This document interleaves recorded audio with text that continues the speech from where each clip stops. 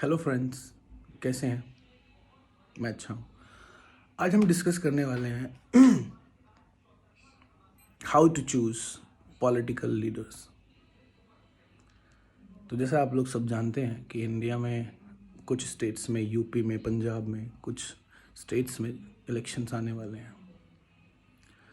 तो आज का जो टॉपिक है वो बड़ा ही इम्पोर्टेंट होने वाला है, how to choose political leaders. Political leaders को चुनते समय जो हमारे दिमाग में बातें रहती हैं, मैं उनके बारे में डिस्कशन करना चाहता हूँ आज। हम लोग पॉलिटिकल लीडर्स कैसे चुनते हैं? पॉलिटिकल लीडर चुनने से पहले जो इंडियन सोसाइटी की जो मेजर कंसर्न होता है वो क्या है? फर्स्ट, कि ये मेरी जात का है। सेकंड, ये मेरे धर्म का है, या ये उस पॉलिटिकल पार्टी को बिलोंग करता है जिससे मेरी थिंकिंग मिलती है। ये तीन नॉर्मल जो है हमारे पॉइंट्स रहते हैं कैंडिडेट को चुनने से पहले। लेकिन क्या कभी हमारा ये भी कंसर्न रहता है कि ये जो कैंडिडेट जो हम चुन रहे हैं, ये कैंडिडेट की क्वालिफिकेशन क्या है? कितना पढ़ा लिखा है ये? इसका कोई क्रिमिनल बैकग्राउंड तो नहीं है? या ये क्या प्रॉमिस कर रहा है? या क्या मुद्दे हैं आपके एरिया के, आपकी गांव के? अगर हम बात करें गांव में भी जो चुनाव होते हैं, गांव में भी चुनाव किस आधार पर होते हैं? अगर हम कास्टिज्म वगैरह कोई रिलीजियस चीज़ों को हटा दे साइड में, तो किस मुद्दों पे चुनाव होते हैं? क्या कोई मुद्दा होता है चुनाव का?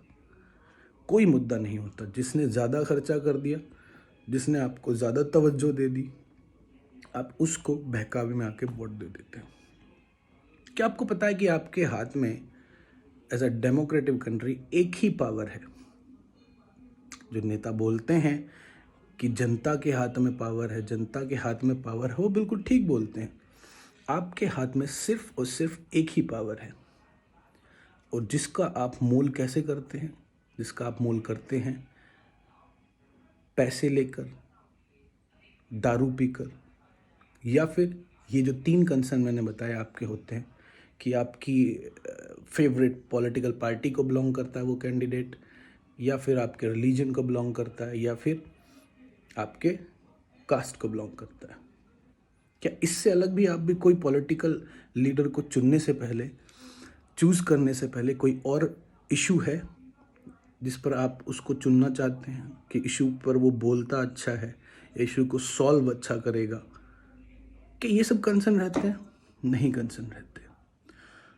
अगर कोई पॉलिटिकल जो कैंडिडेट है वो अगर इलेक्शन से पहले किसी भी चुनाव में, अगर मैं गांव की बात करता हूं, तो अगर वो 20-30 लाख रुपए खर्च कर देता है बिफोर इलेक्शन, आपको दारू पिलाने में, आपको पैसे बांटने में, या इन सब चीज़ों में, तो क्या आप एक्सपेक्ट कर सकते हैं कि वो डेवलपमेंट वर्क करेगा आपके लिए? क्या आपकी एक्सपेक्टेशंस ये होती हैं कि वो आपके गांव में अच्छी सड़कें बनाएगा, स्ट्रीट लाइट्स लगाएगा, या ये सीसीटीवीज लगाएगा? क्या आप ये एक्सपेक्ट कर सकते हैं उससे? एक्सपेक्ट तो आप कर ही नहीं सकते। प्लस अगर आप खुद करप्ट हैं तो आप अपने पॉलिटिकल लीडर से क्या क्या एक्सपेक्टेशंस रख सकते हैं? कुछ नहीं एक्सपेक्टेशंस रख सकते। वो पॉलिटिकल लीडर वो इन्वेस्टमेंट करता है, ये 20-30 लाख रुपए इन्वेस्टमेंट है, और इस इन्वेस्टमेंट से फिर वो क्या करेगा? मल्टीपल टाइम कमाएगा। ये सब लोग जानते हैं, आप भी जानते हैं, मैं भी जानता हूँ। तो इसमें लॉस किसका है? हमारा लॉस है, हमारी सोसाइटी का लॉस है। जिन लोगों को गांव में पेंशन मिलनी चाहिए उन लोगों को पेंशन नहीं मिलेंगी, क्योंकि उससे वो अपनी कॉस्ट रिकवर करना चाहेगा, और 1-2 टाइम, ये 100 टाइम्स शायद रिकवर कर ले आपसे। तो आपने छोटे से लालच में आके अगर अपनी वोट को बेकोगे तो फिर आप डेवलपमेंट एक्सपेक्ट नहीं करते, ना ही आप डेवलपमेंट डिजर्व करते। तो इस बात पर गौर करिएगा। और इलेक्शन आ रहे हैं, अपनी मानसिकता को थोड़ा बेटर कीजिए, क्योंकि हम हर चीज़ इन्वेस्ट करने से पहले हम 1000 बार सोचते हैं, उसके मेरिट डीमेरिट सब कुछ सोचते हैं। लेकिन हमारा देश को जो चलाते हैं लोग, पॉलिटिकल लीडर्स चलाते हैं, पॉलिटिकल लीडर्स को चुनने से पहले हम लोग इतनी समझदारी का प्रयोग नहीं करते।